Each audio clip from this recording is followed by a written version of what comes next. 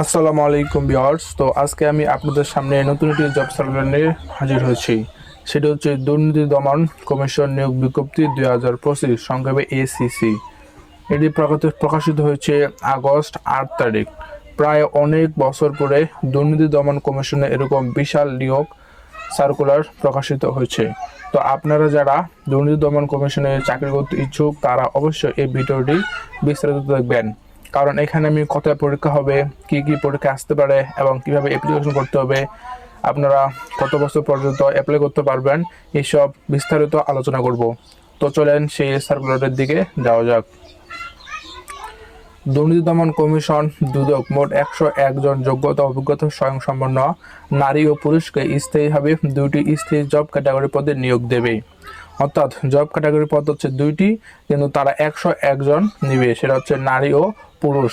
অবশ্যই তাদেরকে অবিবাহিত হইতে হবে। আবেদন করার শুরুর দিন 13 আগস্ট সকাল 10 ঘটিকা থেকে। আবেদন করার শেষ দিন 11 সেপ্টেম্বর 2025 বিকাল 5 ঘটিকা পর্যন্ত।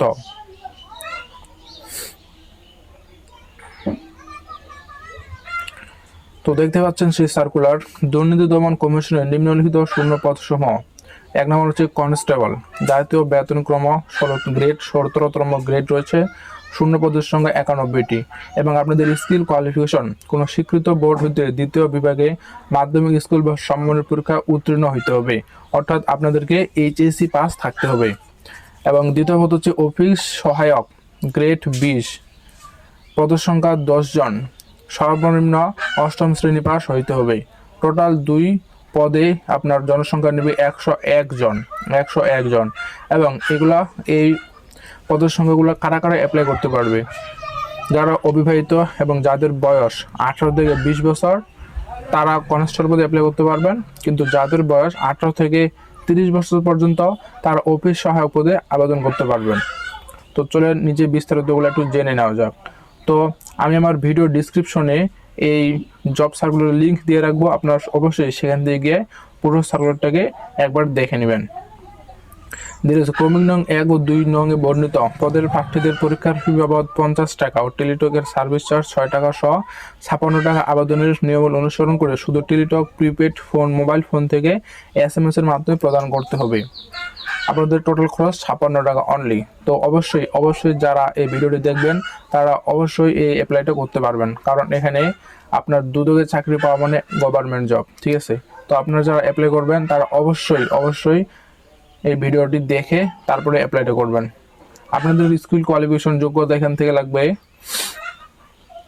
সর্বনিম্ন এইচএসসি পাস, এবং অফিস সহায়কের ক্ষেত্রে সর্বনিম্ন হচ্ছে আপনাদের 8ম শ্রেণী পাস। তো আমি ভিডিও ডিসক্রিপশনে লিঙ্কটা দিয়ে রাখবো, সেখান থেকে অবশ্যই আপনারা একটু পড়ে নেবেন। দেখছি নির্বাচন পদ্ধতি। ক্রমিক নং কনস্টেবল পদে নিয়োগ পরীক্ষার বিষয়: লিখিত পরীক্ষা হবে আপনাদের 70 মার্ক, সময় থাকবে 30 মিনিট, এবং মৌখিক পরীক্ষা যাকে ভাইবা বলে সেটা হবে 30 মার্ক, টোটাল 100 মার্কের পরীক্ষা হবে। এবং এই পরীক্ষাটা কোথায়? অবশ্যই ঢাকা তেজগাঁও তাদের সদর দপ্তরে অফিস রয়েছে, সেখানে সেই পরীক্ষাটা হবে। উচ্চতা পুরুষের ক্ষেত্রে লাগবে 168 সেন্টিমিটার, এবং দৃষ্টিশক্তি 6/6 লাগবে, হচ্ছে আপনাদের দৃষ্টিশক্তি চোখের ক্ষমতা লাগবে 6/6। আর ক্রমিক 2 দ্বিতীয় পদের জন্য অফিস সহায়ক পদের লিখিত পরীক্ষা MCQ বাংলা ইংরেজি সাধারণ জ্ঞান গণিত 4টা বিষয়ের উপরে 70 মার্ক, সময় থাকবে 30 মিনিট, এবং মৌখিক পরীক্ষা হবে 30 মার্কের, টোটাল 100 মার্কের পরীক্ষা হবে।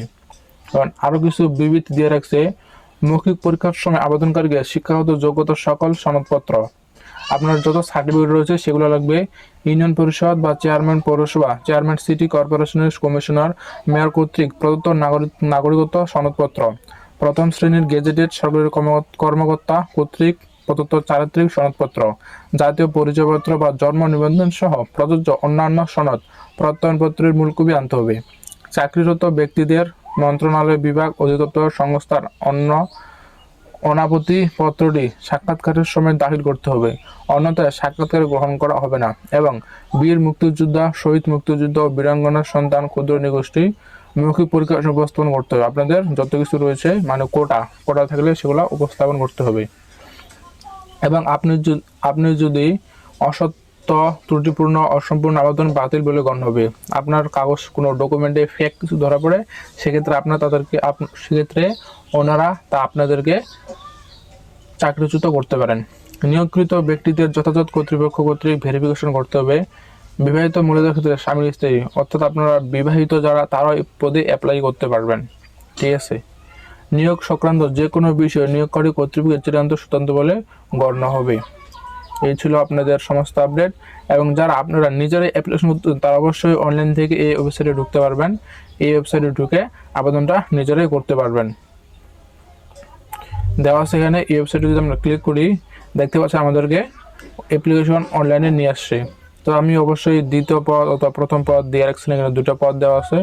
তো আমরা জাস্ট ক্লিক করব। যেহেতু আজকে 13 তারিখ না, অর্থাৎ এখনও অ্যাপ্লিকেশন শুরু হয়নি, সেজন্য হয়তো অ্যাপ্লিকেশন দেখাবে না। দেখতে পাচ্ছেন admit card is not issued, মানে আপনাদের এখন অ্যাপ্লিকেশন শুরু হয়নি। তো অবশ্যই যারা দুর্নীতি দমন কমিশনে চাকরি করতে চান, তারা অবশ্যই এই পদে অ্যাপ্লাই করতে পারেন। অবশ্যই আপনাদেরকে মৌখিক পরীক্ষা প্লাস লিখিত পরীক্ষা MCQ পরীক্ষা নেবে, সেটা হবে ঢাকা তেজগাঁও। তো অবশ্যই আপনারা এই ভিডিওটা যাদের সামনে যাবে, তারা অবশ্যই দেখবেন অ্যান্ড লাইক করবেন ও শেয়ার করবেন অবশ্যই। ধন্যবাদ।